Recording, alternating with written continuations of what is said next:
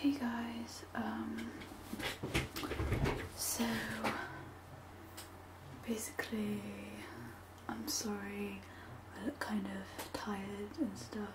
It's kind of late at night on Sunday and I completely forgot about reading Sunday and I haven't been making any videos this week. I just got back into school, so they're giving us tons of homework. I haven't had the time at all to make anything, and my aunt's been over. Hold on.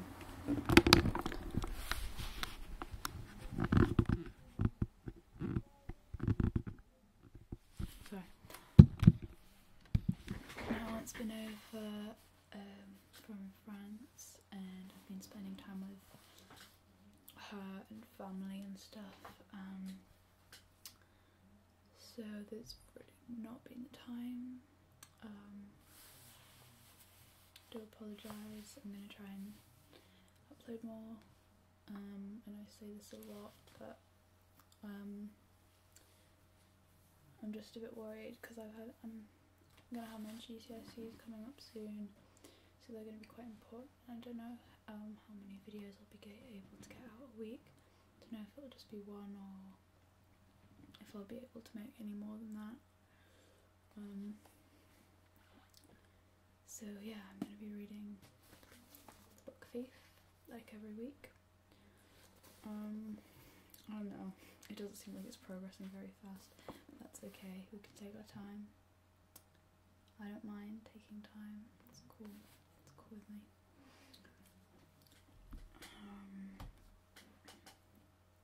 Okay. A Girl Made of Darkness. I don't know why I have my headphones in. Some statistical information. First stolen book, January 13th, 1939. 33. Second stolen book, April 20th, 1940. Duration between said stolen books, 463 days. If you were being flippant about it, I don't know what means flippant about it, you'd say that all it took was a little bit of fire, really, and some human shouting to go with it. You'd say that was all Liesl Memminger needed to apprehend her second stolen book, even if it's smoked in her hands, even if it lit her ribs. The problem, however, is this. This is no time to be flippant. I don't know what that is, and I don't know how it's pronounced. It's no time to be half watching, turning around, or checking the stove, because when the book thief stole her second book, not only were there many factors involved in her hunger to do so, but the act of stealing it triggered the crux of what was to come. It would provide her with a venue for continued book thievery. It would inspire Hans Huberman to come up with a plan to help the Jewish fist fighter, and it would show me once again that one opportunity leads directly to another, just as risk leads to more risk, life to more life, and death to more death. In a way, it was destiny.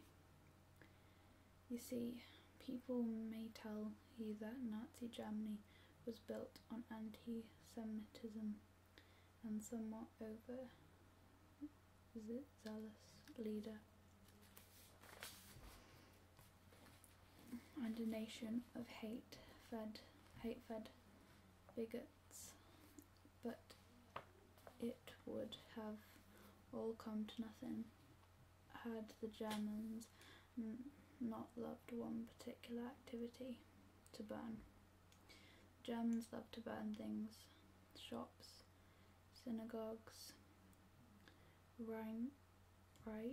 Reichstags, houses, personal items, slain people, and of course books.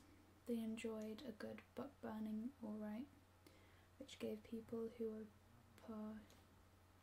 partial to books the opportunity to get their hands on certain publications that they otherwise wouldn't have. One person who was that way inclined, as we know, that the thin-boned girl named Liesel Memminger. She may have waited 463 days, but it was worth it.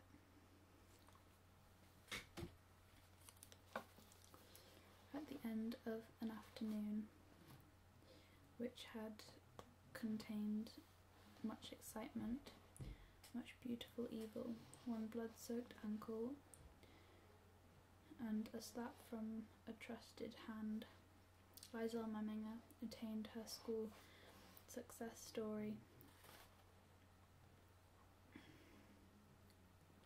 The Shoulder Shrug.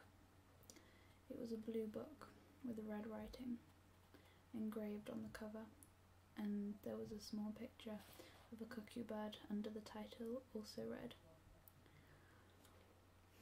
When she looked back, Liesel was not ashamed to have stolen it.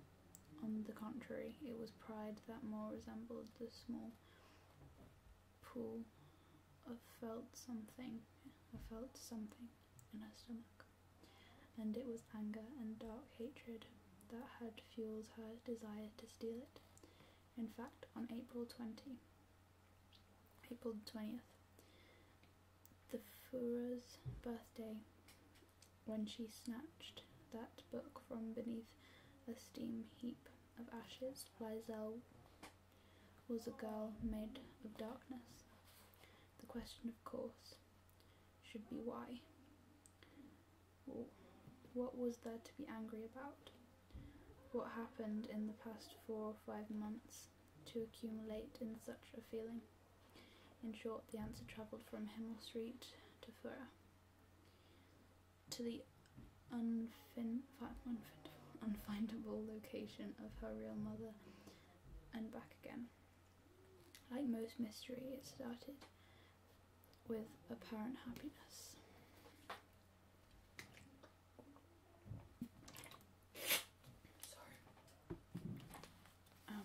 That was the first chapter I just read. That was a really short chapter, in fact.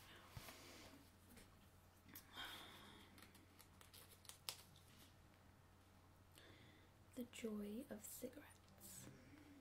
Towards the end of 1939, Liesel had settled into life. Can you please shut up? Thank you. Liesel had settled into life in marching pretty well. She still had nightmares about her brother and missed her mother, but there were comforts now too. She loved her papa, Hans Huberman, and even her foster mother, despite the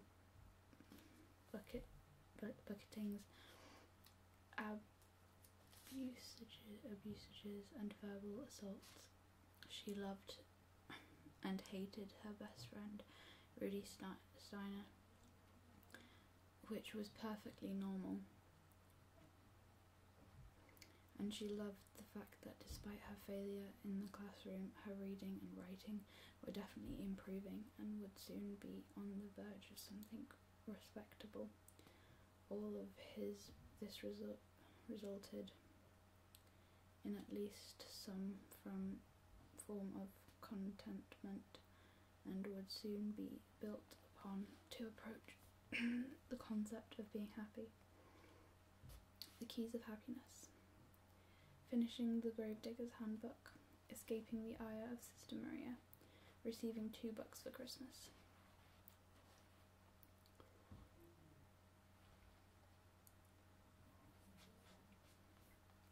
December 17th. remembered the date well, as it was exactly a week before Christmas. As usual, her nightly nightmare interrupted her sleep, and she was woken by Hans Huberman. His hand held sweaty fabric of her pyjama top. "The train," he whispered. Liesel confirmed. "The train."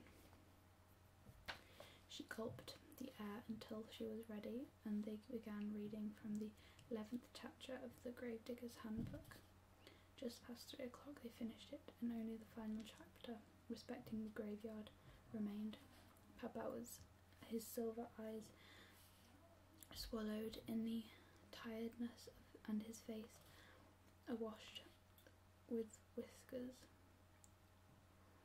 shut the book and expected the leftovers of his sleep. He didn't get them. The light was out for barely a minute when Liesel spoke to him across the dark. "Papa." He made only a noise, somewhere in his throat. "Are you awake, Papa?" "Yeah." Up on one elbow. "Can we finish the book, please?" There was a long breath. The scratchery of hand on whiskers, and then the light. He opened the book and began. Chapter 12. Respecting the Graveyard. They read through the early hours of morning, circling the writing and the words she did not comprehend, and turning the pages towards daylight. A few times Papa nearly slept, succumbing to the itchy fatigue in his eyes and the wilting of his head. Liesel caught him out on each occasion, but she had neither the selflessness to allow him to sleep, nor the hide to be often offended. She was a girl with a mountain to climb. Eventually, as the darkness outside began to break up a little, they finished. The passage looked like this. We at the Bayon Cemetery Association hope that we have informed and entertained you in the workings, safety measures and the duties of grave digging. We wish you every success with your career in the funerary arts and hope this book has helped in some way. When the book closed, they shared a sideways glance. Papa spoke. "We made it, huh?" Liesel, half wrapped in blanket, studied the back book in her hand and its silver lettering. She nodded, dry-mouthed and early morning hungry. It was one of those moments of perfect tiredness, of having conquered not only the work at hand, but the night who had blocked the way. Papa stretched with his fists closed, and his eyes grinned shut, and it was a morning that didn't dare to be rainy. They each stood and walked to the kitchen, and through the fog and frost of the window, they were able to see the pink bars of light on the snowy bars of Himmel Street Himmel Street's rooftops.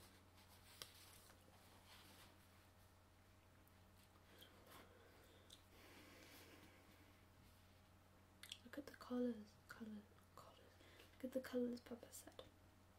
It's hard not to like a man who not only notices the colours but speaks them. Liesel still held the book.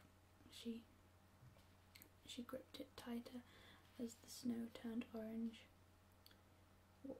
On one of the rooftops she could see a small boy sitting looking at the sky. His name was Werner, she said, the words trotted out involuntarily. Papa said, yes. At school during that time there had been no more reading tests, but as Lizel slowly gathered confidence, she did pick up a stray textbook before class one morning to see if she could read it without trouble. She could read every word, but she remained stranded at a much slower pace than that of her classmates. It's a lot easier, she realised, to be on the verge of something than to actually be it. This would still take time. One afternoon she was tempted to steal a book from the classroom bookshelf, but frankly the prospect of another corridor faction at the hands of Sister Maria was a powerful enough veteran. On top of that, there was actually no real desire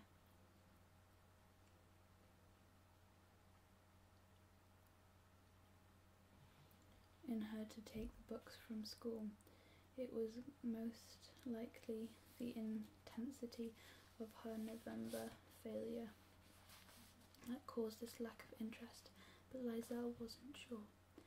She only knew that it was there in class. She did not speak. She didn't so much as look the wrong way.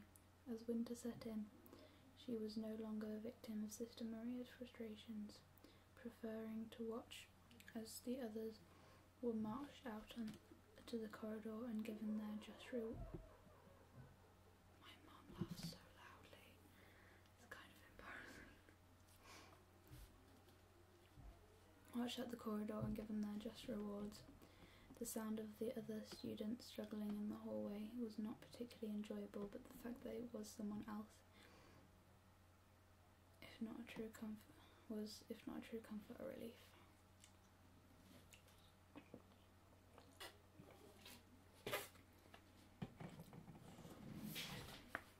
When school broke up briefly for Fenachin, Lizel even afforded Sister Maria a Merry Christmas before going on her way, knowing that the Hubermans were essentially broke, still paying off debts and paying rent quicker than the money could come in. She was not expecting a gift of any sort, perhaps only some better food. To her surprise, on Christmas Eve, after sitting in church at midnight with Papa, Mama, Hans Jr. and Trudy, she came home to find something wrapped in newspaper under the Christmas tree. From St. Nicholas, Papa said, but the girl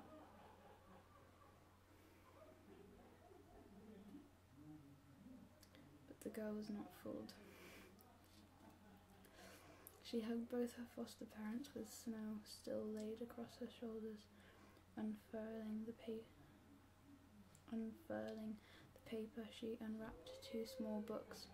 The first one, Faust the Dog, was written by a man named Matthäus Ottelberg. All up, she would read that book 13 times.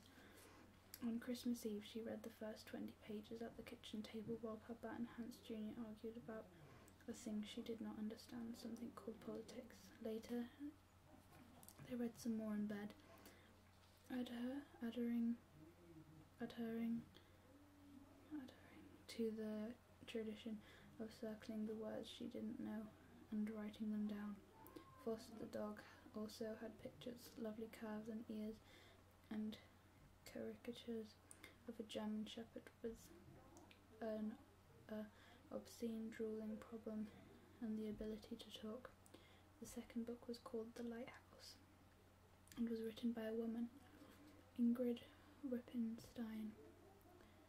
That particular book was a little longer, so Lizel was only able to get through it 9 times, her pace increasing ever so slightly by the end of such prolific readings. It was a few days after Christmas that she asked her Papa a question regarding the books. They were all eating in the kitchen, looking at the spoonfuls of pea soup entering Papa's Mama's mouth.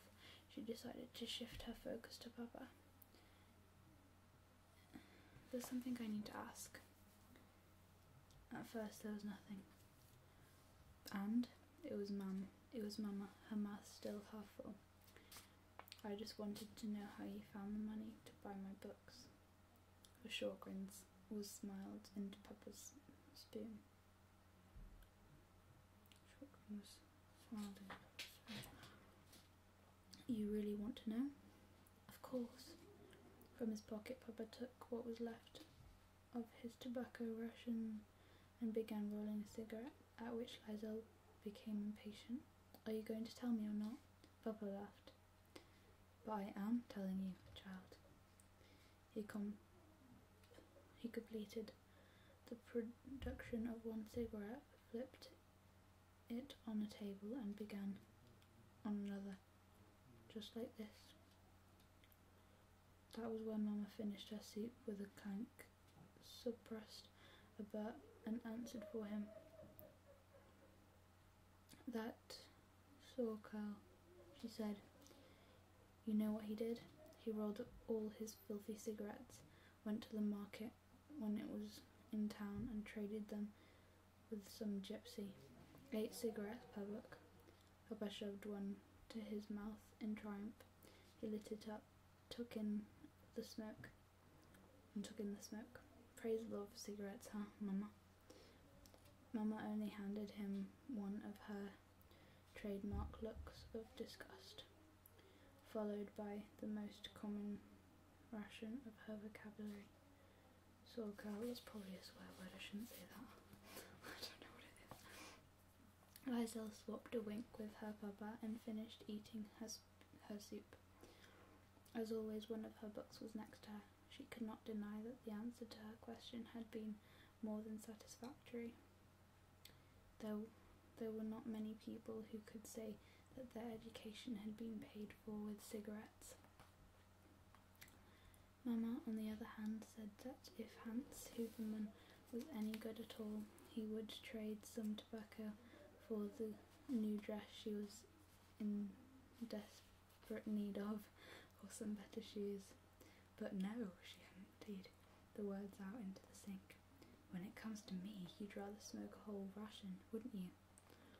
Plus some of next door's. A few nights later, however, Hans Huberman came home with a box of eggs. Sorry, Mama, he placed them on the table. They were all out of shoes. Mama didn't complain. She even sang to herself while she cooked those eggs to the brink of burndom. It appeared that there was great joy in cigarettes, and it was a happy time in the Huberman household. It ended a few weeks later. And yeah, I will see you next week, and I don't want to promise anything, but I really hope that I won't be late next time. Whoa, it really went out of focus then. Bye! Hey guys, so apologise for looking rubbish, because I've been doing I'm sleeping and stuff, so yeah, I guess I can blame on that. Gonna carry on reading this